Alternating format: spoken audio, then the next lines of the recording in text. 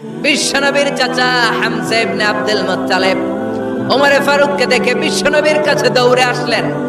বিশ্বনবী তখন আরকাম ইবনে দারুল আরকামের ঘরে সাফা পাহাড়ের পাদদেশে বসে লুকিয়ে লুকিয়ে দাওয়াতি কাজ করতেন।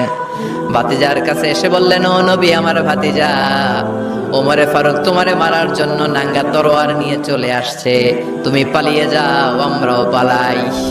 বিশ্বনবী বললেন, না চাচা, আপনি সরে যান, অন্যান্য সাহাবাদেরকেও সরে যেতে বলেন। আমার মনে হয় গত রাতে চোখের পানি ছেড়ে যেই দোয়াটা আমি আল্লাহর কাছে করেছি, কিছুক্ষণ পরেই দোয়াটা কবুল হতে চলেছে।